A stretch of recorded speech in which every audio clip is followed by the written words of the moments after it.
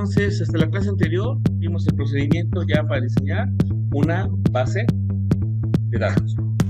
Ahora vamos a continuar con la forma de explotar la aplicación que vayamos a realizar a la base de datos, viendo lo que es el lenguaje SQL, lo que vamos a ver.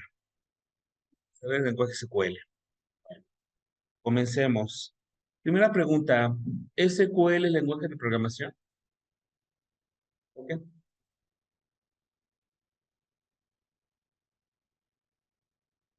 Bueno, lo menciono porque si ves muchas páginas, dicen lenguajes más utilizados por programadores, te ponen Java, C, Python y SQL. Por eso no es de programación, y son muchas páginas. También te ponen XML, tampoco. HTML, tampoco. Digo, porque he visto muchas páginas que dicen eso. Top 10 de lenguajes más utilizados por programadores. Ponen Java, Python y Go y no sé todo rollo. No ponen esos. Está mal. Este no es de programación. Si lo fuera, recomiéndame un compilador para comprarlo. Si lo fuera. O un intérprete. Si lo fuera. No lo es. Bueno, vamos a ver en qué consiste. Te vamos a explicar la creación de la base de datos y no, está mal eso. SQL y sus características. Bueno, veamos. SQL quiere decir lenguaje de consulta estructurado por las siglas en inglés. Esto nos sirve para que el usuario, un simple mortal, se pueda comunicar con la base de datos, ya que ésta no habla español hasta el momento, así que tienes que hablar en su idioma. Y ese idioma que le vas a hablar te va a servir para que puedas explotar la información que está dentro de ese manejador, darle mantenimiento, o sea, cambios según te haga falta, y en su caso, pues crear todo desde cero. Para eso más nos sirve SQL. Es para comunicarnos e interactuar con la base de datos. Para eso nos sirve. Vamos a ver lo siguiente. Muchas aplicaciones utilizan un mecanismo de persistencia para almacenamiento de datos. ¿Han escuchado el término backend? ¿Qué es?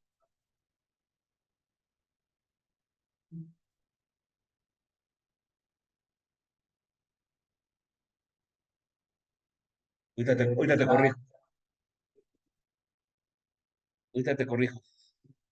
Backend nada tiene que ver con HTML. ¿La de qué?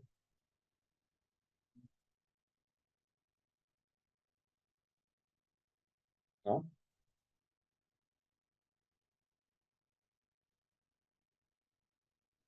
¿No? ¿Por ella? Tampoco. Cuando haces el diseño de una aplicación, por un lado tienes el frontend.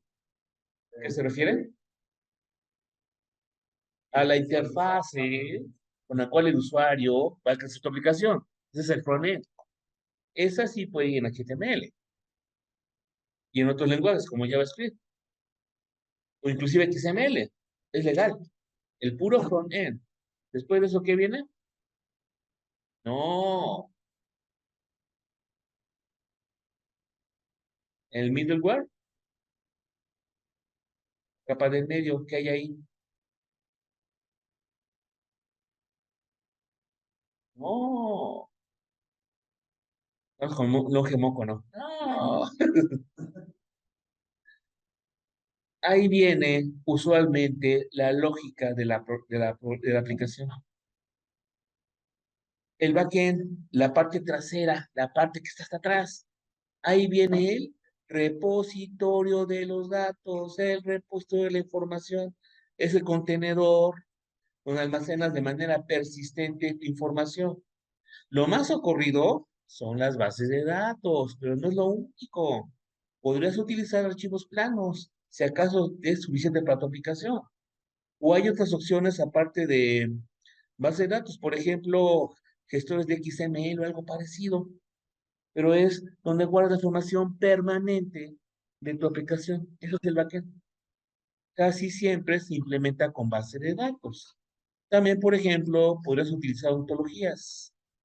Pregunta la doctora Belcina Abramo, por ejemplo. Eso puede ser también un backend, muy aparte. Pero bueno, vamos a enfocarnos, lo que ahorita en este curso, en la parte de base de datos. También ya platicamos anteriormente que las bases de datos pueden ser de varios tipos. Pueden ser archivos planos comunes y corrientes, bases jerárquicas, relacionales, orientadas a objetos. Bueno, como ya mencionamos, vamos a especializarnos en la de bases de datos relacionales. Recordemos las siguientes definiciones. Los datos se almacenan en contenedores que se llaman tablas. Ah, no, grabando sí, proyectando no, es punto de aparte. Que no me recuerdan. Ahí está. Entonces, estamos mencionando que anteriormente, ay, el SQL, minimizar esto,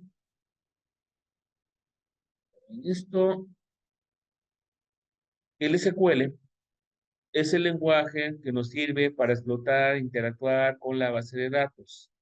Ya mencionamos esto, que tiene que ver con el mecanismo de persistencia, comúnmente llamado backend, donde vas a meter la información que maneja tu aplicación X y que son de varios tipos. En particular, estamos enfocando en la base relacional.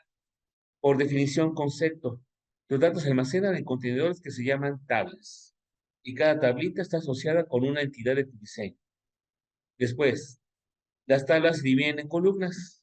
Y cada columna corresponde contra algún atributo de alguna entidad correspondiente de tu diseño.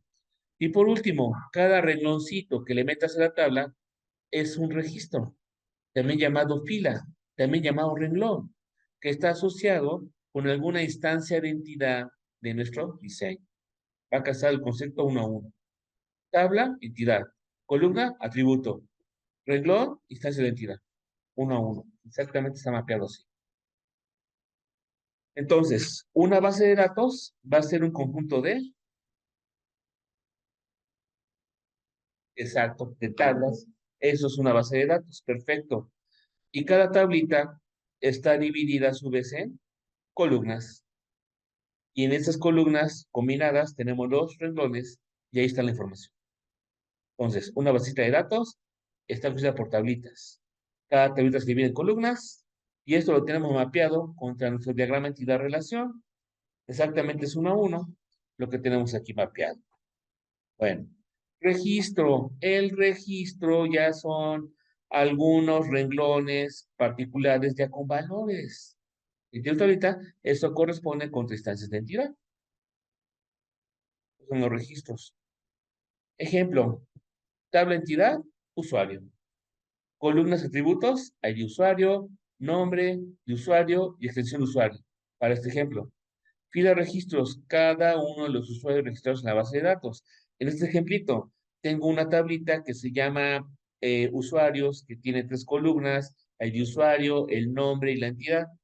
Y como ejemplo, ya le metí valores, tengo al usuario Juana, extensión 143, y la usuaria Patricia con 270. Ahí está mapeado exactamente. Esa tablita corresponde contra una entidad, estos registros con licencia de entidad, y esas columnas contra los atributos. Relaciones.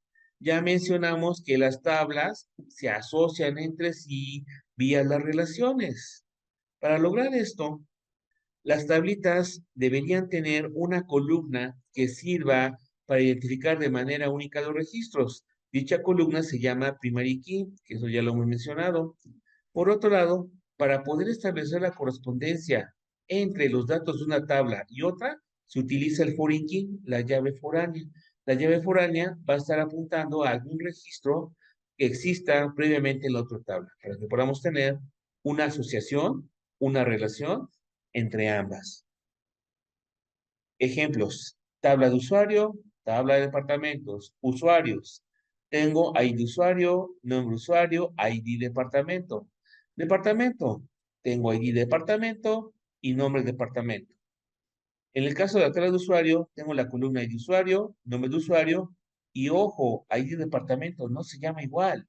No se llama igual porque esa columna de la llave foránea, la llave secundaria que nos va a asociar usuarios contra departamento. Me voy a departamento, ese tiene como llave primaria ID departamento, que va a ser la llave foránea en la otra tablita. Es la que permite establecer la correspondencia. Digamos, llave primaria, ya lo mencionamos.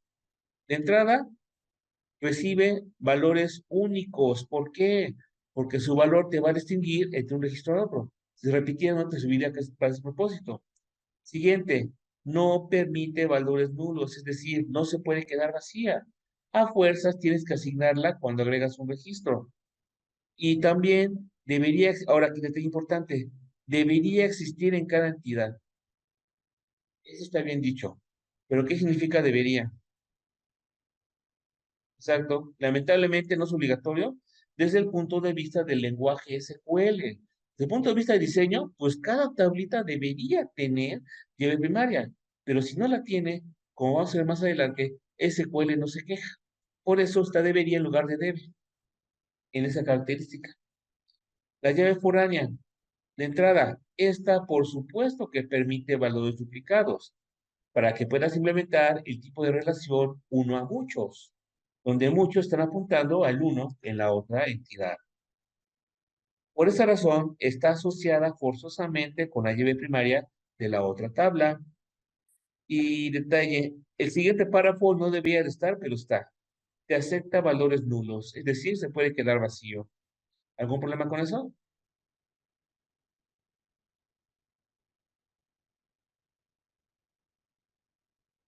Vamos con la foránea. ¿Algún problema con que se quede vacía?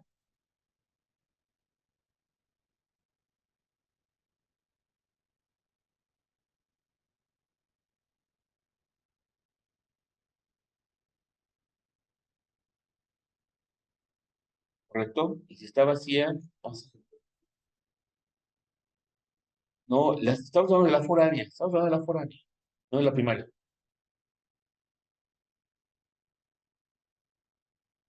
Si tiene nulo, estoy de acuerdo. De hecho, más bien no debería, porque si tiene nulo, ¿a qué registro de correspondencia? ¿Quién sabe? Bueno, se los menciono porque veremos que SQL sí lo permite. Lamentablemente, lo puedes lograr, pero no te sirve para un buen diseño. Bueno, después, ¿puedes actualizarla? Sí. Posiblemente está apuntando al registro incorrecto. Ah, se vale que lo muevas al registro correcto, se vale. Y por último, no es obligatoria en cada entidad. Cuando tienes una tablita, no es cierto que lo pongas por Inky. El de arriba tampoco lo es, pero es altamente recomendable que toda tabla tenga primer key. Y lo digo así porque el SQL lamentablemente no te lo exige. Esto para poder garantizar que tu información sea íntegra. Integridad de entidad, debes poder garantizar que podrás distinguir un registro de otro. Para eso requieres de llave primaria. Entidad referencial, vas a validar la consistencia entre la información que está registrada entre dos tablas, para que todo sea consistente. Así que una llave foránea siempre debería apuntar a algún registro que exista en la llave primaria, para que todo tenga sentido. Por ejemplo, un usuario, de preferencia, pues tienes que indicarle un departamento que exista. Lo contratas y ni modo, te quedas en el departamento o inventamos uno para que estés ahí. No se vale. Para que sea consistente, debes apuntar a algún departamento que exista en tu tablita, por poner ese ejemplo. Bueno, sigamos platicando de SQL. SQL es el lenguaje que vamos a utilizar para poder trabajar con la información que tenemos ya guardada en la base de datos. Este lenguaje, el estándar, por primera vez fue propuesto por la compañía IBM. Ellos fueron los primeros que lo hicieron. Anteriormente a eso, pues, cada quien tenía su propio lenguaje y vete a saber cómo les haces para entender entre diferentes productos. Cada quien tenía su propia manera de comunicarse con su base de datos. Muy respetable. Es mi producto, yo invento cómo lo manejo. Pero aquí IBM fue los primeros que propusieron, vamos a hacer este estándar. Perfecto. Bueno, lamentablemente se quedó en un sueño, se quedó en una idea. Los manejadores, el soporte que le dan a este estándar es muy deficiente. O por lo menos sencillamente no lo usan, no te lo recomiendan, sobre todo los comerciales. ¿Por qué?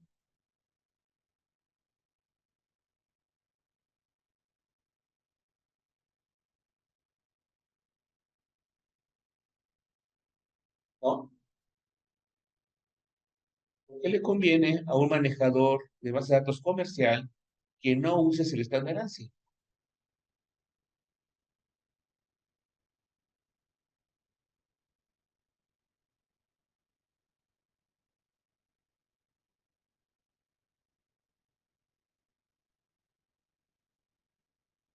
Da por lo segundo, lo primero no tiene sentido. La compañía te va a decir, te vendo cursos, quiera negocio. No, el problema por lo que dijiste, te ofrezco algo adicional. ¿Cuál es el detalle? Si utilizas únicamente lo que te ofrece el manejador, ¿qué pasará el día que te pelees con ellos y quisieras irte a la competencia?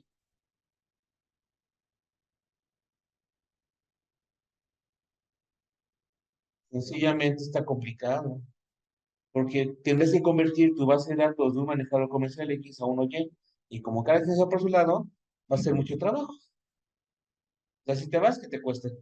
Entonces, por eso, tiene Oracle, ves con Oracle, vete a Informix, te va a costar. Vete a SQL Server, te va a costar. No, que no se pueda, está complicado. Por esa razón, menciono que el estándar, pues prácticamente los proveedores, pues no les conviene. Si está, medio lo respetan, pero te recomiendan, usa esto, es maravilloso. Sí, pero no escala conmigo. La competencia no lo tiene, hasta presumen de eso. La competencia no tiene esto. Bueno, platiquemos de los tipos de datos, que ya medio lo vimos, pues ya mencionamos que tenemos diferentes tipos de datos que se van a emplear en nuestra base de datos. Bueno, ya mencionamos. Tenemos datos numéricos, por ejemplo, los enteros, que no tienen punto flotante, y los flotantes que sí lo tienen. Mencionamos que el manejador te agregó un dato adicional, que es el decimal o numeric, también para datos flotantes. Para cadenas tienes el char o el varchar. Para manejo de datos que te representen tiempo, tienes la fecha, el day o el time-stamp. Pero también tenemos algunos datos esotéricos, como son los datos block, que luego lo platicamos. Bueno, eso es lo que te proporciona ProSQL y también otros manejadores. Diagrama de entidad relación. El diagrama de entidad relación, como ya vimos, es una representación gráfica de las tablitas que tienes en tu base, junto con las relaciones que les asocian entre ellas. Eso ya lo mencionamos. Bueno, platicamos más de SQL. SQL es un lenguaje que tiene más de 50 instrucciones. ¿Por qué tantas? Como te menciono, depende de qué manejador te vayas, te pueden dar más o menos, algo exclusivo. Yo tengo esto, tengo hasta 100, hasta presumen, tengo 100 instrucciones. Te pueden presumirte de eso, algunos manejadores. Pero bueno, eh, todas las instrucciones se pueden clasificar de las siguientes maneras. Tenemos las DDLs, Data Definition Language, si el lenguaje de definición de datos. Esto te sirve para que tú puedas crear objetos, alterarlos o borrarlos dentro de la base de datos, por ejemplo, las tablitas. Para eso nos pueden servir las DDLs. DML, Data Manipulation Language, es la que te sirve ya para explotar tu información. Puedes meter, quitar o alterar registros en las tablas. Tenemos DQL, Data Query Language. Te sirve exclusivamente para hacer consultas. Ojo, sin alterar la información. Y por último, tenemos DCL, Data Control Language. Sirve para que puedas controlar el acceso a la información que tienes en tu base de datos. Por ejemplo, puedes decir que el usuario fulanito no tiene permiso de trabajar con la tabla sultanita. Hágale como le haga. Por ponerte algún ejemplo, que puedes hacer con DCLs. Bueno, ejemplos comunes. DDL tenemos create table, alter table, drop table y el table del fin de semana, se entra aquí. Ese no entra aquí. Estos tables son para que puedas crear una tablita, alterarla o borrarla, según requerimientos. El otro, punto de aparte, del fin de semana. Bueno, SQL es únicamente para puras consultas y es una sola instrucción. Select es la instrucción más ocurrida que se utiliza en un manejador de base de datos. Instrucción select. Y por otro lado, DML es para alterar la información. Tienes insert, delete, update. Y como parte que no es del estándar, PostgreSQL te regala otra que se llama Truncate. Luego la platicamos. Esa no es estándar ANSI. Bueno, ejemplos. Create table. Create table, usuario. Abres paréntesis y a continuación vamos a poner la lista de columnas. Pones el nombre de la columna, le pones su tipo de dato y luego los constraints que llegará a tener. Y coma. Y así con todas las columnas. Ejemplo, ID usuario, digo que es serial, que no permite nulos y que tampoco permite repetidos. Coma. Siguiente.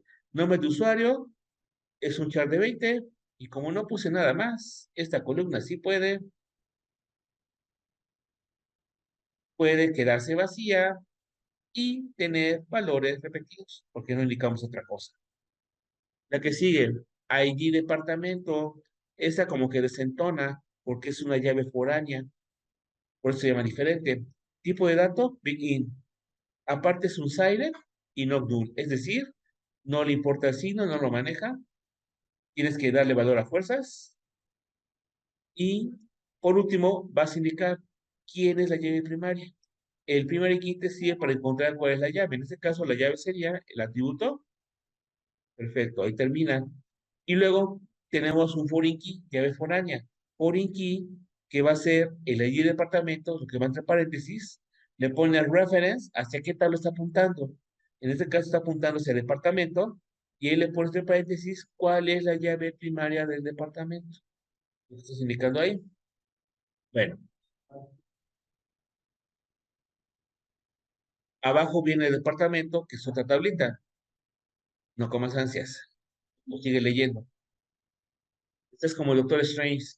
Todo el hechizo y al final advertencias. No, pongan eso primero. Y ya, está lo que pasó en la película, ¿no? ¿A quién se le ocurre? Algo muy peligroso está al final. Y no se le olvide, toma precauciones, eso ponlo primero. Bueno, exacto. Entonces, create table, departamento, abrimos. ID departamento, es de tipo serial, no permite nulos ni repetidos. Después, nuevo departamento, char de 20, y ponemos que la llave primaria es ID departamento. Y ya está. Bueno, detalle. Hay un error. Díganme cuál es. Hay un error en esta lámina.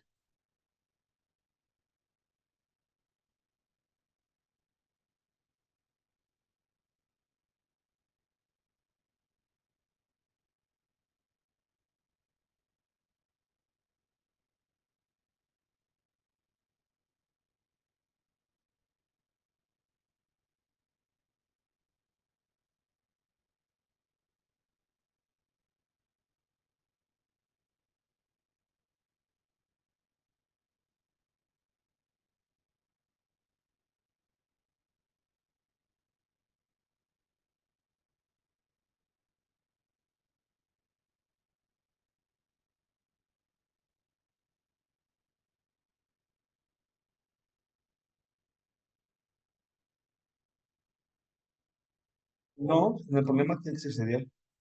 No es el error. Si no lo es, no hay problema. Si no lo es, no hay problema.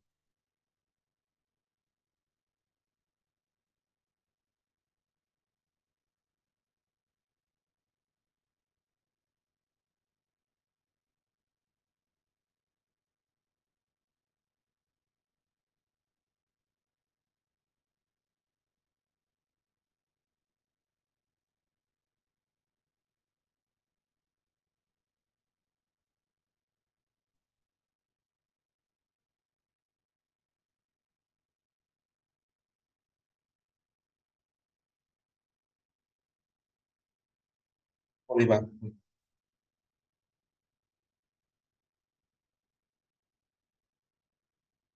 Este problemita. Si metes esto, se va a quejar. ¿Por qué? Cuando llegues al foreign key, apunta departamento y ya existe. No. Aquí el problema es que primero tienes que definir aquellas tablitas que no tienen llave foránea y luego define las tablas que aplican a estas. Porque si no, simplemente no las conoce y eso tiene sentido. Aquí el error es que debí haber puesto primero la definición del departamento y luego la de usuario. Si lo corres así, te da un error. No te lo acepto, porque no es el departamento. Ese es el detalle. Fuera de eso está bien escrito, fuera de ese detalle. Digamos, drop table. El drop table sirve para borrar la información que tenemos en la tabla, pero por guardar la consistencia, no puedes hacerlo si la tabla contiene una llave foránea que está apuntando a una tabla diferente. ¿Por qué? Porque la información se quedaría inconsistente. Lo que tendrás que hacer sería primero borrar la tabla que tiene el foreign key y luego ya borras la otra. En ese ejemplito, primero tienes que borrar los usuarios para que no apunten al departamento y luego el departamento. Si las tablas están vacías, igual, tienes que hacerlo por correspondencia. Bueno, ejemplo de select. Esta es la instrucción para hacer consultas. Ejemplito. Select asterisco from usuario. Primero, palabra reservada, select. Segundo, lo que se conoce como select list. El select list es la lista de columnas que quieres que se reporte. Por defecto, con asterisco se reportan todas. From, palabra reservada, desde. Y a continuación, viene la tabla o la lista de tablas. Si es una solita, la pones. Si son varias, van separadas por comas. Ejemplo de abajo, solamente vas a quedarte con el ID usuario y número de usuario, nada más. Vas a omitir la extensión para este ejemplo. El que sigue, muy parecido, pero vamos a ponerle un filtro. Por defecto te regresa todos los registros. Si le pones un filtro, te va a regresar solamente aquellos registros que cumplen la condición que tú dijiste. En este ejemplito nos quedamos con el ID de usuario, nombre de usuario, pero usamos el filtro where, donde decimos que el nombre de usuario tiene que ser igual a y se sea cubana, pero al menos a Juana, según sea el caso. El caso de abajo es un ejemplo con dos tablas. Vas a recuperarme ID de usuario, nombre de departamento, de las tablas usuario, coma, departamento. Si es el caso, conviene que pongas una condición de juntura con la instrucción where.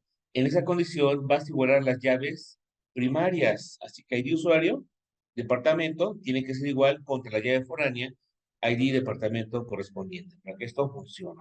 Luego platicamos más en detalle. Son ejemplos de select. Ejemplos de insert, days, deletes.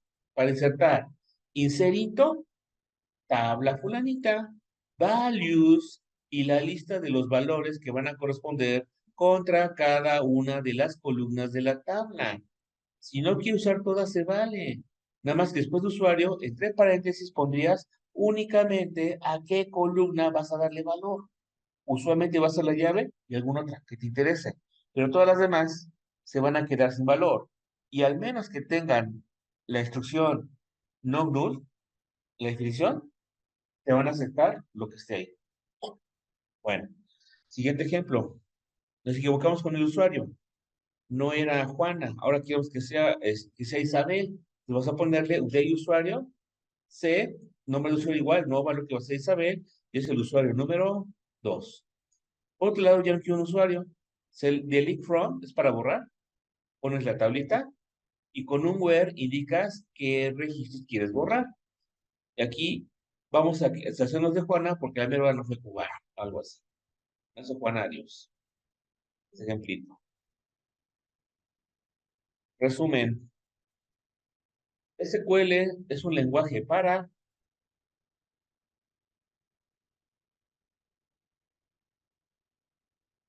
consultar, nada más, modificar, alterar la información de tu base de datos. Punto. Bueno, el SQL fue inventado por Microsoft. No, menos mal. Fue inventado por IBM. ¿Hay un estándar así? Sí, sí existe. Puedes encontrarlo. El problema es que es letra muerta, como muchas leyes. Casi nadie lo quiere usar, los comerciales. Bueno, mencionamos que el SQL se puede dividir en diferentes categorías. Por ejemplo, DDL, DDL que sería para, ¿son los de Windows? Ah, no, esos son DDL, no, son DDL. Objetos en nuestra base de datos. Para hacer consultas, HTML para modificar la información, DSL para controlarla. Pues, aquí puede entrar en otras, pues, la base de datos y DHL,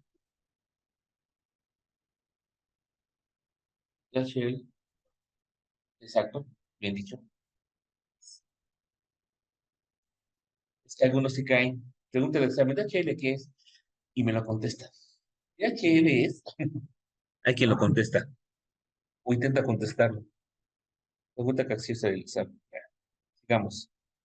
Platicamos ahora cómo crear la base de datos. Bueno, en todos los manejadores habidos y por haber, lo mínimo es create database, nombre fulanito. Hasta ahí. Eso funciona universalmente en cualquier manejador.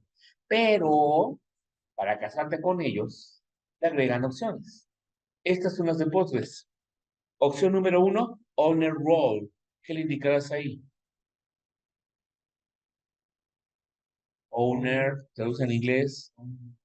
Exacto. Vas a poner quién es el dueño de la base. Después, template, para usar una plantilla. Si continuamente vas a crear base de datos con la misma estructura, por ejemplo, que ya tenga tres tablas, que vas a utilizar siempre, mejor créate una plantilla. Te va a ayudar. Luego, encoding, ¿para qué es eso?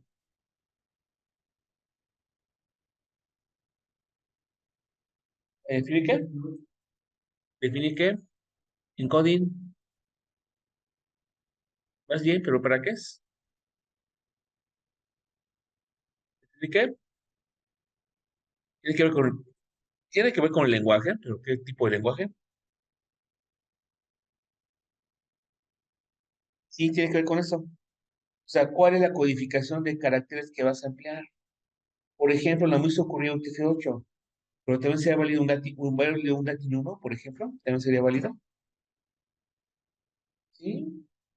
Pregunta, si lo omites, ¿cuál utilizas?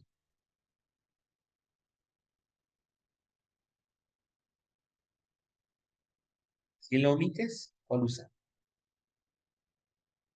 Es que es opcional, tienes que ponérsela. Si lo omites, marca error y te la exige. ¿Cuál es el encoding? No, simplemente utiliza el default. ¿Y dónde saca el default? Exacto. Si estás en Windows, de la cuenta del usuario administrador que estés utilizando. Si estás en Linux, de ese usuario, y así nos vamos. Y lo saca. Y por último, Table Space. ¿Qué es eso? Bueno, resulta que los manejadores utilizan de manera exclusiva el espacio en disco. Algunos tan exclusivas que se lo brincan. Se puede hacer eso. Otros no tanto y van a manejar directorios y archivos planos para poder trabajar. Pero dependiendo de cada manejador, puede diferir la estrategia para manejar el espacio en disco. Algunos manejadores utilizan un solo archivo plano y ahí meten todo. Bueno, resulta que ese espacio reservado también cada quien le pone su nombre. Por ejemplo, algunos le ponen table space, espacio de tablas. Tiene sentido. Otros le llaman DB space, espacio de base de datos. Así nos vamos. No es portable el nombre ni el manejo. Pero aquí en el caso de PostgreSQL, si quisieras utilizar un table space diferente al de default, ahí lo podrías poner. Por el caso, pero pregunta, ¿para qué valdría la pena hacer eso?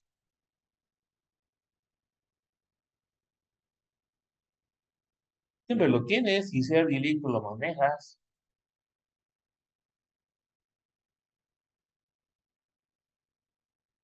Está,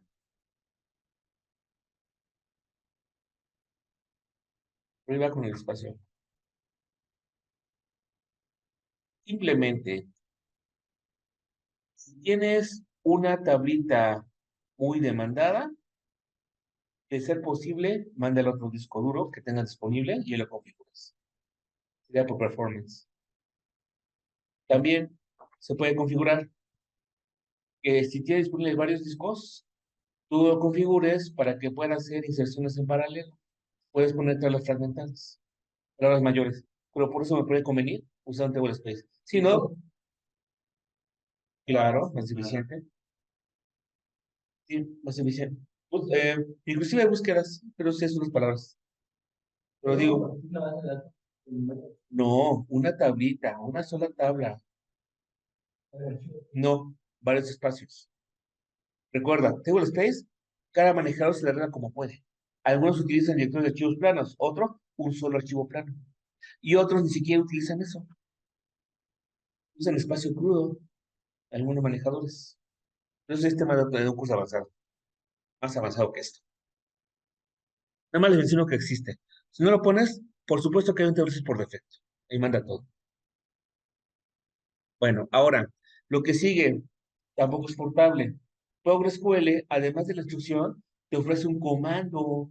Este comando se corre a nivel sistema operativo. Es decir, si estuvieras en Windows, ¿qué tienes que hacer? Abrir una terminal, una ventana de comandos. Si estás en Linux, te conectas, abres una sesión por Seguro Shell o directamente en la consola y ahí trabajas. Si estuvieras en Mac, lo mismo, Mac es un Linux, al final de cuentas, es un Unix. Abres una terminal de comandos y corres, ahí trabajas. Inclusive en la Mac, te puedes conectar por seguro y les dan fuera y trabajar. Se vale, es un Unix. Al final de cuentas, la Mac. Bueno, entonces tengo el comandito que se llama createDB. Argumento mínimo, el nombre de la futura base de datos. Ojo, es comando. No intentes correrlo como SQL, no te va a entender, es un comandito.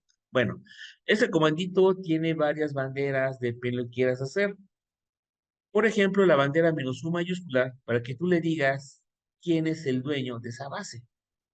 Luego, no, mejor dicho, quién es con qué usuario te vas a conectar para trabajar en la base de datos.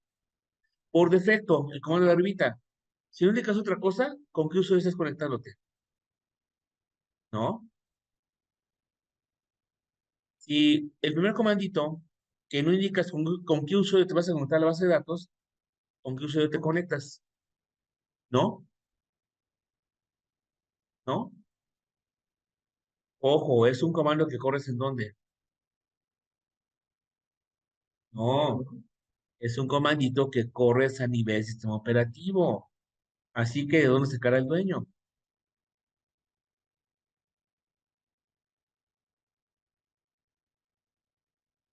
Del usuario con el cual estás conectado. Un sistema operativo, a fuerza requieres un usuario para conectarte. Inclusive Microsoft, que te compras una máquina y no te pida usuario y password, se conecta con un usuario, a fuerzas. No se digan Unix, requieres un usuario, perfecto. No necesariamente, no necesariamente. Y aparte, se recomienda que te conectes siempre con el administrador. No se recomienda. Por ahí tenemos varias historias de terror, perdón, anécdotas, en lo cual se demuestra que no se conviene. Sobre todo un fin de semana, molesto, ya con las cosas encima, que te pongas a trabajar. No se recomienda que utilices la cuenta de error. Y otras más. Hay varios ejemplos por ahí. Perdón, otra vez, varias anécdotas. Entre ellas me gustaron algunas, cuando empezaba con esto, el siglo pasado. Ya no me pasan tan seguido. Entonces, primer caso, lo sacaría del usuario con el cual te conectaste al sistema operativo y dependiendo de cómo son mis privilegios, podrá funcionar o no. Bueno, con la bandera "-u", le estás indicando, conéctate a la base de datos con este usuario. Y ya, para que intente crear la base de datos. Dependiendo privilegios, te permitirá o no hacerlo. Al rato platicamos de eso. Pero en primera instancia, el usuario con el cual tienes que conectarte es el usuario DBA. Cada manejador tiene un usuario a nivel sistema operativo y a nivel manejador con el cual controla por completo la base de datos. Por ejemplo, en MariaDB, en la compañía, el usuario se llama MariaDB o MySQL, el usuario se llama, ya me lo dijeron, exacto, se llama root. No confundirlo con el usuario de sistema operativo Unix, porque inclusive en Microsoft vas a encontrarte con esa cuenta para trabajar en SQL, no confundirlo. Hay una cuenta que es el DBA solamente para la aplicación. Por ejemplo, en Oracle se llama Oracle y el número de versión, Oracle 7, 8, según sea el caso. Informix, la cuenta se llama Informix, según sea el caso. SQL Server, no tengo el dato porque no lo manejo, pero cada manejador tiene una cuenta que es su DBA. En el caso de PostgreSQL, es la cuenta de usuario Postgres. Bueno, entonces, este "-u", si le pones aquí la cuenta del usuario Postgres, tranquilamente va a funcionar tu instrucción. Cualquier otro usuario debe tener privilegios suficientes para crear base de datos. Eso lo platicamos después. Siguiente bandera, -O. Esto es para que tú le digas quién va a ser el dueño. Oficialmente a quién le pertenece la base. Si lo omites, utiliza el usuario con el cual te conectaste. Siguiente bandera, -T template. Si tienes una plantilla, ahí se la puedes indicar. El encoding con la bandera -C, ¿cuál es el encoding que quieres usar para tu base de datos? Ya mencionamos que si lo omites, por default utiliza que tengas el sistema operativo. Y el -D mayúscula es para que tú utilices otro table space, lo cual es punto de aparte. Previamente lo creaste, eso lo pones y lo utilizas. Ojo, una plantilla, supongamos que por costumbre, por regla de negocio, en tu empresa siempre te piden cualquier base, por defecto, decreto del jefe, así pueden decretar cosas. Cada base debe tener una tabla de bitácoras. Y ahí a fuerzas, cualquier operación la registra. Digo, para todos mis diseños. Aparte de lo que diga tu diseño, ¿qué tal la de uso de departamento? Aparte de eso, obligatorio, yo soy el jefe, yo soy dueño de la compañía, te digo, cada base de datos debe tener una tabla que se llama de bitácoras. ¿Para qué? En todos tus diseños, a fuerzas pone que todo lo que haces se mete ahí. Punto. ¿Por qué? Porque lo digo yo, soy el jefe. Para no tener que crearla en cada base de datos, pues una plantilla que ya la tenga incluida. Para eso nos serviría. Sí, claro, por supuesto. Pero ya hay unos por defecto. La template 1 ya viene por defecto. La copias y la alteras, es el truco. Si te hiciera falta. El encoding, igual, aquí se lo pondrías. Y table space, digo, table space si te hiciera falta. Bueno, por otro lado, y ya no quieres la base, este es prácticamente un comando garantizado que funciona en cualquier manejador de base de datos, sabidos por haber. Y no tiene banderas. ¿Por qué? Exacto, porque no es una bandera para que te lo borre en español o en inglés, no tiene sentido. Este comando sí es completamente estándar. Cualquier manejador está este, draw database y la base, adiós. Tenemos comando. El comando es draw, db y la base de datos. Pero para que funcione, únicamente quien puede borrar una base de datos. El usuario DBA, administrador de PostgreSQL o el dueño de la base. Él puede deshacerse de ella. Bueno, debes correrlo así. DrogDB y la base, siempre y cuando estés conectado a nivel sistema operativo con el usuario que sea el DBA. Si no lo es, puedes ponerle DrogDB-U e indicarle que se conecte con ese usuario. Por supuesto que se puede configurar para que te pida una contraseña y no cualquiera lo pueda hacer. Luego platicamos de eso. Bueno, tipos de datos. Ya mencionamos que cada columna debe tener asociado un tipo de dato. Ese te va a indicar cuál es el conjunto de valores, o mejor dicho, el tipo de valores que se le puede meter a una columna. Si son números, si son cadenas, fechas, etcétera. Bueno, vamos a ver nuevamente un poco más a detalle los tipos de datos que maneja PostgreSQL.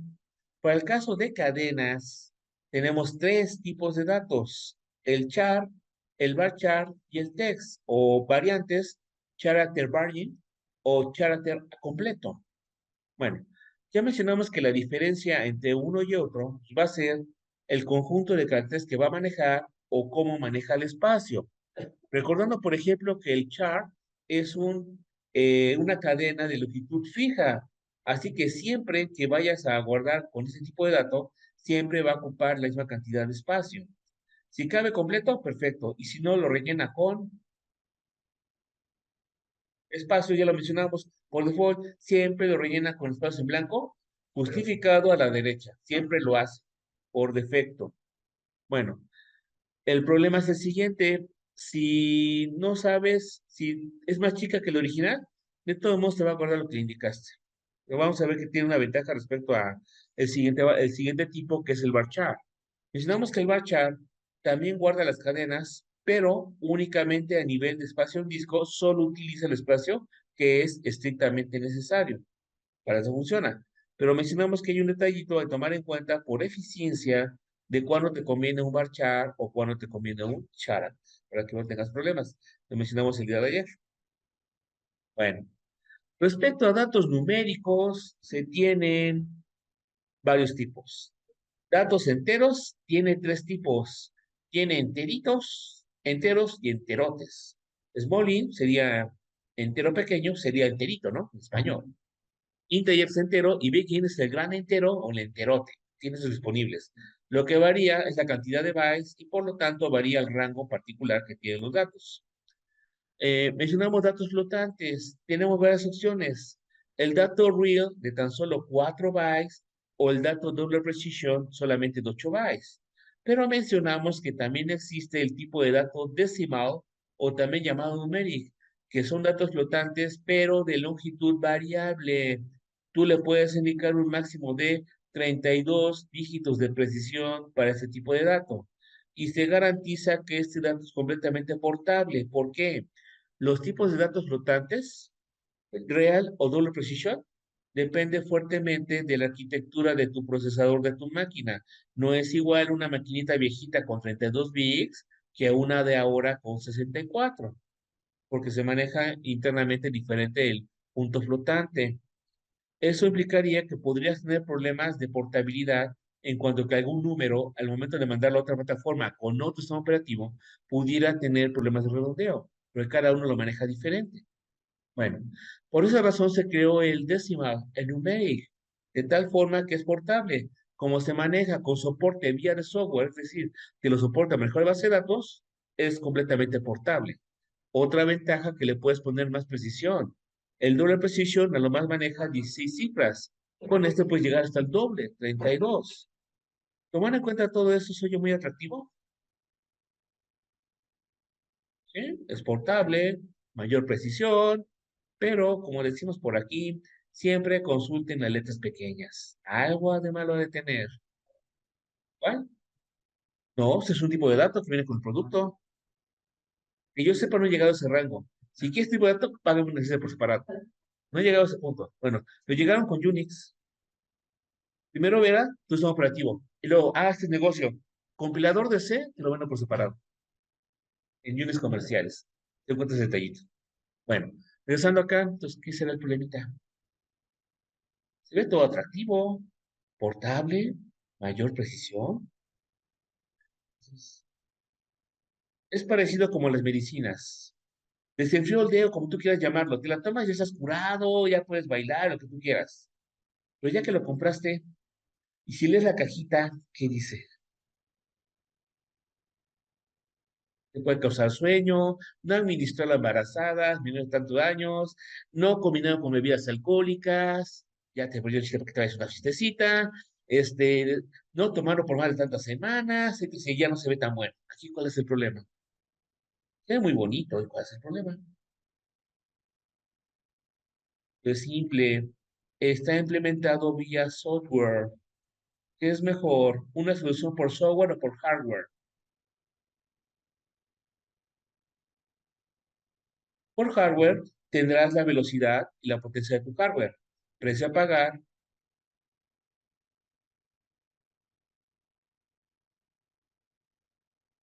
portabilidad. ¿Otro hardware se ve igual? No. Solución por software, completamente portable. Precio a pagar, performance. Es más lento. ¿Vale? Exacto, lo que dije, pero en inglés. Que de hecho, performance, la palabra rendimiento es lo que más se aproxima, pero no es igual que en inglés. Inglés es lo más aproximado. Luego platicamos de eso. Bueno, y por último, tenemos dos datos, serial y big serial. Ahorita vamos a platicarlos. ¿Para qué sirven estos? ¿En qué consisten? Para eso platiquemos sobre el manejo de, bueno, cuando diseñas tu tablita. Cuando diseñas tu tablita, pues ya vimos que conviene que le pongas una llave primaria. Perfecto. Para poner dicha llave tenemos dos opciones. ¿Qué tipos de datos?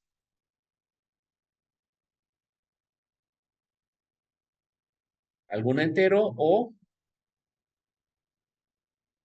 no? No, para llaves. No pueden usar aparte de números. Cadenas. Ejemplo, ¿hicimos esos con algunas tablitas de nuestro problema de ejemplo? Y razones, y etcétera. Vale, bueno, entonces, cuando decides poner una llave primaria, y decides el tipo de dato, debes tomar en cuenta que pueden ser llaves numéricas, manejas por números, o cadenas. ¿Cuál nos conviene más? ¿Por qué? Puede ocupar menos espacio, ¿correcto? ¿Qué más? ¿Otra razón? Ambas tienen identificadores.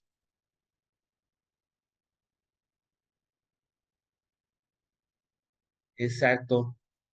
Tiempo de máquina es más fácil comparar números que cadenas, porque en las cadenas debes comparar, comparar carácter por carácter, más tardado que a nivel binario comparar los números. Por lo regular, al menos que te lo digan reglas de negocio o te lo diga tu jefe, y no habría otra opción, las llaves serían numéricas. Bueno, pero llegamos al siguiente problema, pues ¿cómo las manejamos? ¿Qué números? A ver, pongo el 5, a la que sigue le pongo el 10 y luego el 14. Nada más me fijo que no son repetidas y así las manejo. ¿Podríamos trabajar así? Pues sí puedes, pero está muy tardado, ¿no? Meter las llaves a mano está complicado. Entonces, ¿cómo le hacemos para darle valor a las llaves? Que sea sencillo, exacto, con números foliados, con números consecutivos. El primero es el uno y el que sigue el 2, el 3 y el 4 y así nos vamos. Esta es una buena opción que se utiliza en muchos diseños de base de datos, pero hay un precio a pagar. ¿Requieres algo de programación? Pues sí, ¿no? Tienes que ver en qué número ibas y luego sumarle uno. Esas son operaciones. Así que ese tipo de llaves podrías implementarla vía código en tus aplicaciones.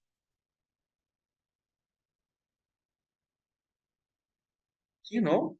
Por ahí guardas cuál es en qué contador va y luego le incrementas el uno, que lo hagas por código.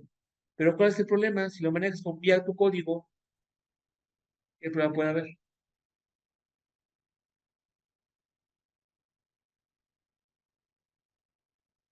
No creo, muy sencillitos, son puras sumas. No creo que sea demasiado.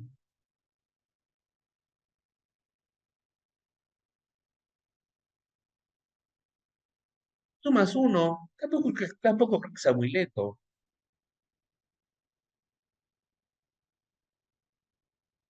El problema es, si alguien se conecta con otra aplicación o directamente se puede brincar eso, pues sí, mejor que lo haga el manejador. Para que lo haga el manejador se inventó el dato serial. El dato serial automáticamente maneja un computador interno y solito te va incrementando conforme vas agregando valores y registros a tu base de datos. Para eso es el dato serial. Serial simplemente con entero común y corriente, 4 bytes, y bit serial con 8. Así que la diferencia esencial sería el rango de valores. El bit soporta un rango muy enorme para datos secuenciales, datos seriales. Pero bueno, se oye muy bonito. Precio a pagar, no tenemos los peros, precio a pagar. Simple, no es portable, depende del manejador. El serial no forma parte del estándar ANSI, no lo maneja. En el caso de PowerSQL, lo maneja con un objeto llamado secuencia. Esa secuencia ya te maneja el contador interno y solito se incrementa cuando lo utilizas. En PowerSQL te crea una secuencia y la asocia con la columna, lo que hace. En otros manejadores, o no existe el serial o se maneja con otra estrategia. También varía la sintaxis. ¿Cómo le indicas que quieres el valor serial? Ah, varía. En el caso de Postgres, le pones la palabra default. Otros manejadores, con que le pongas un cero, entiende que quieres el consecutivo. Este dato no es portable, es el que se apaga. El tipo serial. Bueno, otra opción. Si no usas números consecutivos, los puedes hacer.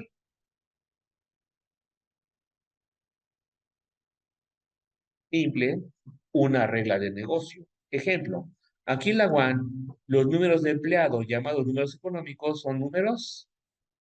Exacto. Yo tengo el mío y mis colegas tienen el otro. Viendo ese valor, puedes saber más o menos como cuánto tiempo llevan aquí, aproximadamente. ¿Habrá todavía alguno que tenga un número menor a 100? Creo que todo está vivo el que tiene tres. Creo que todo está vivo. Creo que es el doctor Casillas, el de civil, que todo está vivo. Yo conocía que tenía como el 10-15, ya falleció. Era compañero del departamento. Por eso, entonces, viendo el número económico, tienes idea de cuánto iba trabajando aquí. De hecho, se jubiló y todo, alcanzó a hacerlo. Y nada más vivió como 2, 3 años más. O sea, alcanzó a disfrutarlo, pero sí. Pero es otra historia. Bueno, entonces, eso es para nosotros. Para ustedes, ¿tus matrículas son números secuenciales? Regla de negocio perfecto. La matrícula te indica el año de ingreso, la carrera, la unidad, el trimestre de ingreso. También si es licenciatura posgrado, también te lo indica. Y solamente hasta el final son números secuenciales. Esa es por regla de negocio. Así que aquí en la UAN, las matrículas usarán alguna aplicación hecha a la medida que calcula la matrícula adecuada. No lo insertan directamente en SQL. Pero bueno, entonces el serial nos sirve para eso. Después, platicamos que dependiendo el uso del número, el uso del dato o características, te puede convenir configurarlo como una cadena o un número, dependiendo de los siguientes criterios. Primera pregunta, ¿vas a hacer alguna operación aritmética, matemática con el tipo de dato? ¿Con el dato? Depende. Por ejemplo, si hablamos de los códigos postales, son puros números. De no sacar los promedios de los códigos, algo parecido, ahí te podría convenir usarlo como cadena, no obligatorio. Los números telefónicos, el detalle es que aunque no va a ser operaciones aritméticas, usualmente le metes caracteres para que sea más legible para nosotros. Le pones blancos, guiones, si acaso aplica X de extensión y si acaso aplica entre paréntesis la lada, ¿no? Algo así. Así que el teléfono, aunque es un número en una instancia, nos recomiendan manejarlo como cadena, según sea el caso. El salario, por supuesto, que siempre va a ser numérico, porque si vas a hacer operaciones aritméticas. Por ejemplo, ¿cuánto le vas a descontar por llegar tarde? Cosas así, ¿no? Bueno, datos de tiempo, ya mencionamos esto. El clásico es el tipo day, que sirve para manejar fechas de día, mes, año. Este dato es portable.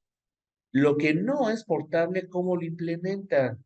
Por ejemplo, en el caso de Informix, se maneja como con un entero de referencia que corresponde a la fecha del 31 de diciembre de 1899. ¿Por qué razón hicieron eso? ¿Quién sabe? Pero en función de eso, internamente calculan las fechas. Otros manejadores te guardan internamente día, mes, año y luego lo cometen un número, pero eso ya depende de cada quien.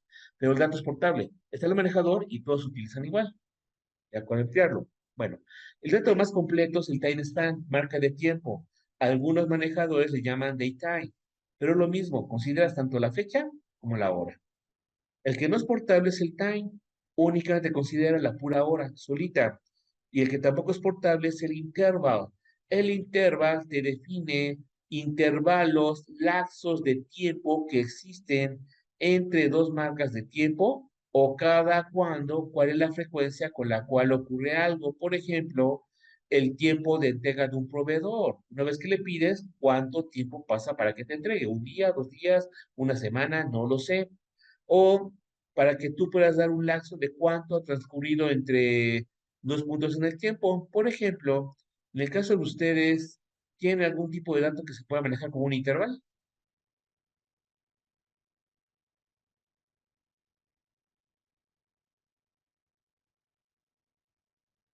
En el caso de ustedes, ¿tienen algún tipo de dato que se pueda manejar como un intervalo? Sí, tienen uno. Y lo celebran cada año. Exacto. La edad es un intervalo. Tan solo te dice cuánto ha pasado respecto a tu día de nacimiento a la actualidad. Pero en sí no es un dato de tiempo. Tengo 25 años, perfecto, dime cuándo ocurrió eso. Nada más te dice cuánto ha pasado desde que naciste hasta el momento actual. La edad puede ser un intervalo. Bueno, ese tipo de dato no es portable. Lo tiene PostgreSQL y algunos manejadores. Por ejemplo, no lo tiene MariaDB ni MySQL. No lo manejan. Ese no es portable. Otros que nada más maneja PostgreSQL son, por ejemplo, el Money. El Money es para manejar dinero.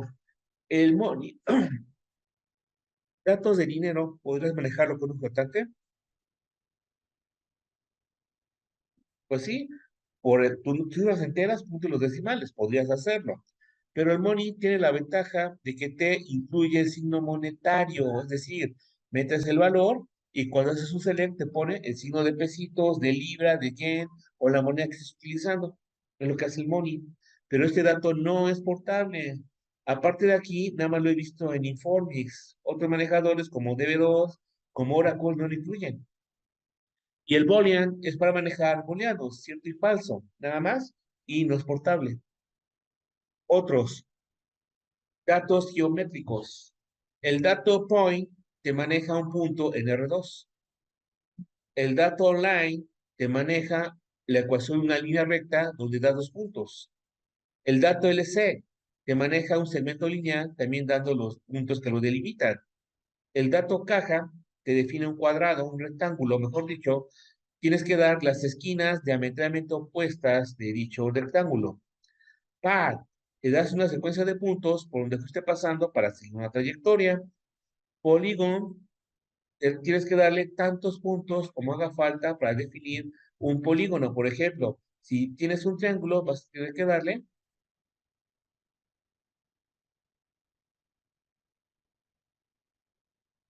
exactamente tres, ¿no? Por default. Un pentágono 5 y así nos vamos. Y círculo creo que es obvio lo que te representa. Estos datos son no portables. El siguiente es no portable, pero nos puede ser muy útil. Es el dato para manejar IPs. Tenemos el dato CDR o el dato INEC. ¿Cómo funciona? Pues le metes una cadena y te valida que tenga el formato de IPs. ¿Cuál es el formato para que una cadena sea una IP válida? Dices que, oh, se han manejado IPs, ¿no? ¿Sabes? Que deben cumplir las IPs. Nada más eso. Una IP es un conjunto de cuatro octetos separados ¿por un qué? Y cada octeto máximo está en el intervalo de 0 hasta 255. Si no cumple eso, no es una IP, es otra cosa. Bueno, siempre y cuando sea IPv4. Si es IPv6, está compuesta de 6 exetos separados y cada exeto está en hexadecimal, ¿y son cuántos dígitos? 4, IPv6. Otra opción sería las MAC. El dato MAC te maneja puras MAC. Una MAC está compuesta por, ¿sabes? 6 y son dos dígitos en hexadecimal separados por una MAC. Dos puntos, correcto. Eso te sirve para que si metes una cadena de invalidez te va a indicar que no. Por ejemplo, si metiéramos la cadena 666.66.66.66, ¿algún problema? ¿Seguro? 666.666.66 más se lo como una IP. ¿Algún problema? 666. No se puede. Valor máximo. Y y se pudiera aguas con ese IP. Ya sabrán por qué, ¿no? Interprétela. Por algo no existe esa IP. Exactamente, se va a caer tu aplicación seguramente. Bueno, estos datos no son portables. También soporta el dato XML. Puede guardarte el código completo de una plantilla XML. Te lo soporta. Tampoco es portable. Bueno, si cuando creaste tu tablita tuviste algunas omisiones o errores, puedes corregirlo. Pusiste con una de más. Fácil. Alter table, tabla fulanita, Drop column con una sutanita y te la quita. Te faltó una alter table, tabla fulanita, add column y pone la definición. Columna fulanita de tal tipo de datos y en su caso los constraints que lleve. Te equivocaste con la columna. Aquí está limitado. Alter table, nombre de la tabla, alter column y solamente se vale que le cambies el tipo de dato. Los constraints se arregla por separado. Te falta un null, eso lo arreglas por separado.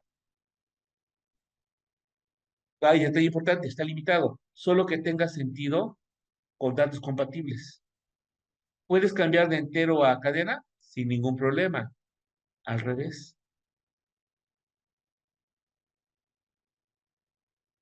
¿Toda cadena representa un número entero?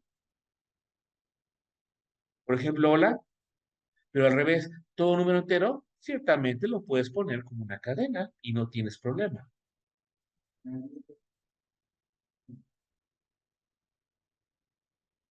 No, pero aquí estamos en base de datos para que tenga sentido. Hay limitaciones ahí. El dato debe ser compatible directamente. Bueno, bueno, sigamos. Knock null. Knock null te sirve para que indiques que esa columna no permite quedarse vacía. Y ayer practicamos sobre el valor nulo. Para indicarla sería la siguiente forma. Create table, tabla fulanita, columna, el tipo de dato y knock null, si acaso aplica. Default, lo practicamos ayer. Este se utiliza si en un insert te falta intencionalmente o por error agregar alguna columna.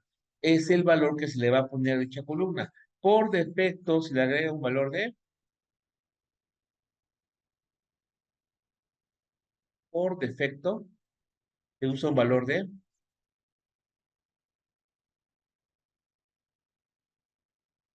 por defecto, se pone un valor de, pues nulo, siempre y cuando la columna soporte nulo, si no te marca un error. Te falta esa columna, no te dejo insertar. ¿No lo tienes?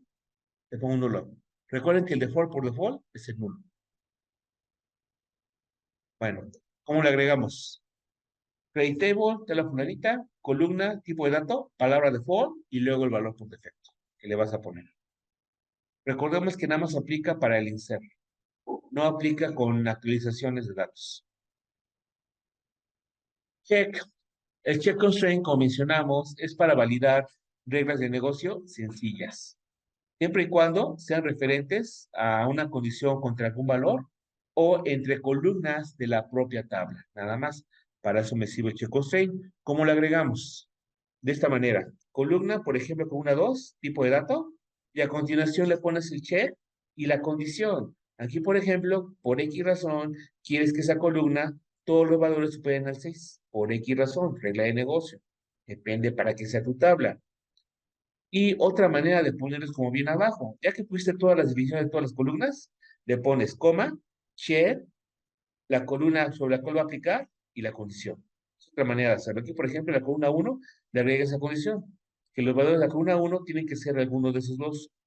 O también, mejor aún, puedes poner constraint, bautizas al constraint, luego le pones check y la condición. ¿Para qué sirve eso? Tarde que temprano te podría hacer falta darle mantenimiento a los constraints, es decir, borrarlos o hacerles algo. Y para hacer eso, tendrás que darles su nombre, bueno, encontrarlos por su nombre. Sí, y si tú no se lo diste, ¿cómo se llaman? Hay manera de encontrarlos, pero no, va a ser tardado y aparte el nombre que les da no es obvio, que les da por defecto. Así que es más recomendable que tú le pongas el nombre.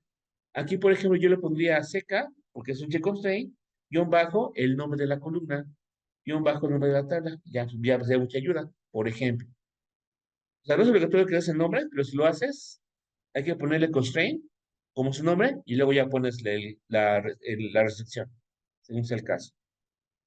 Bueno, unique, ya mencionamos que unique sirve para impedir que se repitan valores en alguna columna. ¿Cómo lo indicas? Dos opciones. Primera, Se lo pones al final de la definición de la columna. Aquí, por ejemplo, la columna uno estamos diciendo que es unique. Esta es una manera. La segunda, pones todas las columnas, coma, y le pones abajo unique, y entre paréntesis, ¿a qué columna se referencia?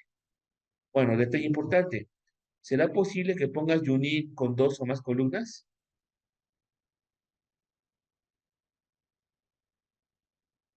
Respuesta sí. Esto ocurre cuando lo que tiene que ser único es la combinación. Te vale que lo pongas, si acaso te hace falta. Si es el caso, solo puedes definirlo como está abajo, con unique al final.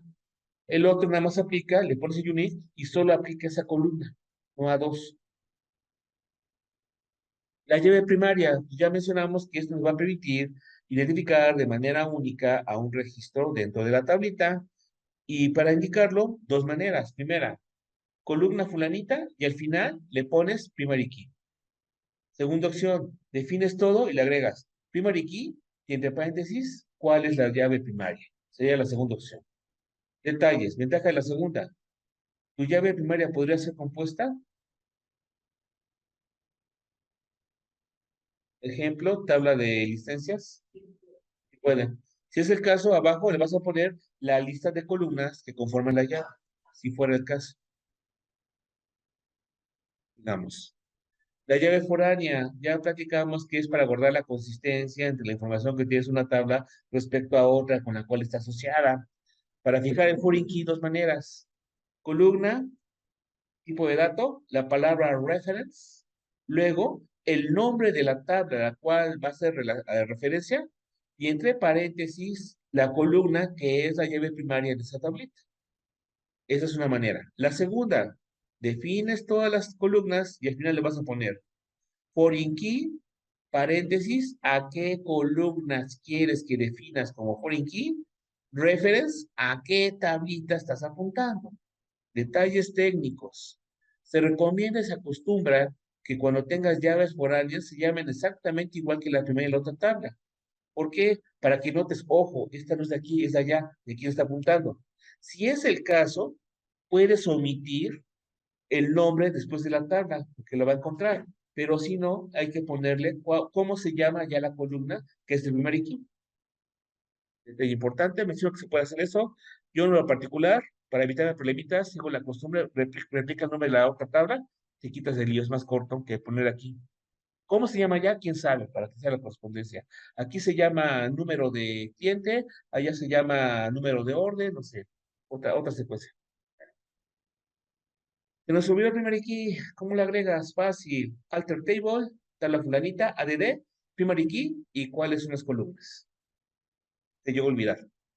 Siguiente, se te olvidó el foreign key. Fácil. Alter table, tabla fulanita, ADD foreign key, la lista de columnas que van a formar la llave foránea, reference y la tabla en la cual van a apuntar. Si acaso te llegó a olvidar.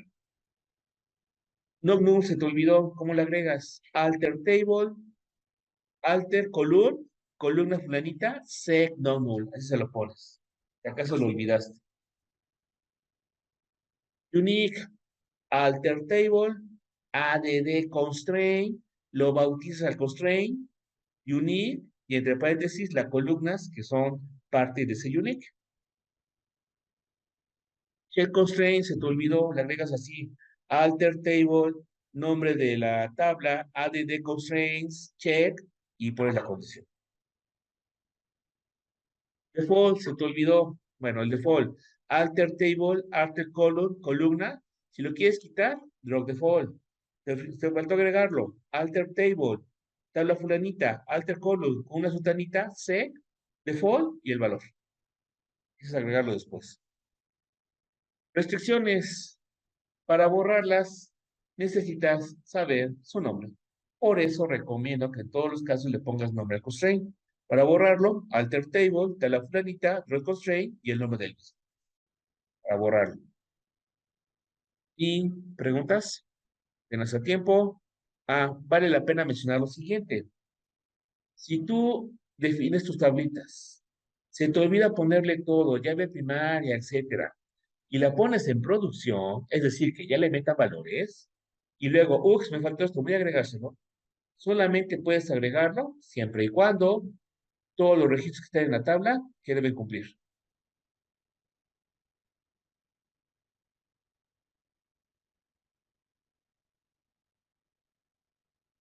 ¿Con quién? Otra vez.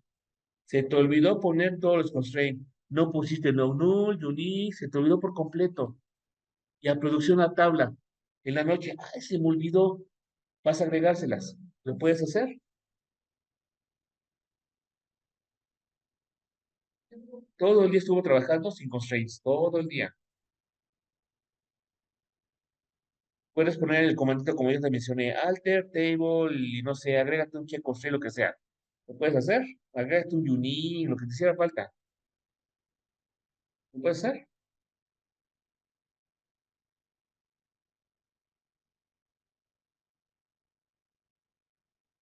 Primero, si las tablas están vacías, sin ningún problema lo agregas. Digo,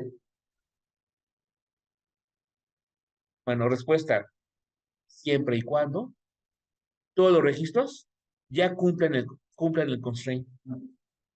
Si ya lo hacen, lo agregas. Con que uno solo no cumplan, tienes que arreglarlo a pie para que lo puedas activar. Por ejemplo, dos valores repetidos o una cuna unique, hasta que no llegues cuál vas a quitar o cambiar el valor, no te deja activar el unique. No null, alguna ya tiene nulos, tienes que meterle algo para que te deje activar el no null. Y así nos vamos. Eso pasa con todos los constraints. ¿Qué crees? Exacto. Así que lo más recomendable, antes de poner la producción, fíjate bien qué dice tu diseño o qué te pidieron los jefes. Después, se puede hacer contigo más a la mano. A ver, esto fulanito no cumple, a ver qué le hago, lo borro, lo quito, le cambio el valor, lo que tengas que hacer para que le puedas aplicar a todos el constraint que te falta agregar. Y luego, correcto. Y al momento de vaciarlo, va a tronar. ¿Por qué?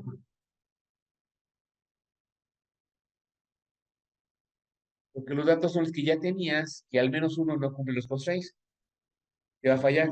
Recuerda, el constraint se aplica cuando haces un insert, datos nuevos, cuando haces un update, datos viejos.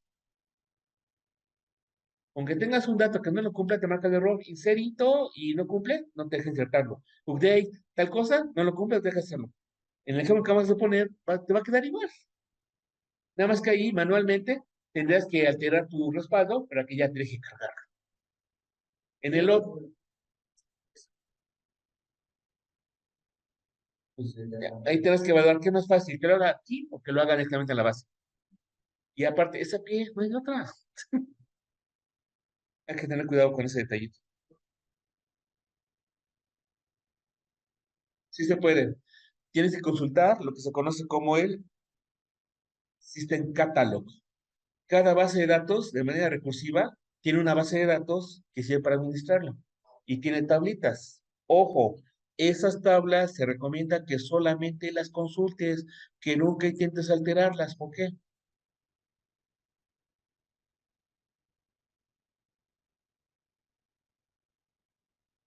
Porque truenas toda la base de datos. Es la metadata. Altérala. En luego de los casos levanta y no corre, el otro ya ni siquiera levanta. O sea, nunca toquen eso, o sea, nada más consulta, se vale. Ahí puedes encontrar cómo se llaman los constraints y otros objetos como triggers o procedures. Esa es otra historia. Por eso se recomienda, mejor, más fácil. Yo le pongo el nombre y aparte los documentos. Si tengo que hacerlo, pues ya sé quién. Si no, tener que irme al System Catalog, encontrar los nombres y ver que es exactamente tiene al que yo quiero. ¿Qué tal si como me le puso un nombre raro, le pongo una que no es? Y le doy en la torre, queda peor. Iba a borrar este constraint y borré otro. Yo le dije, ah, ya quedó perfecto el lago y va a tener la información.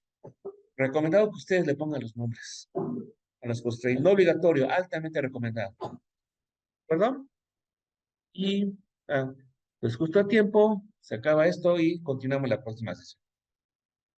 Bueno, mensajes finales.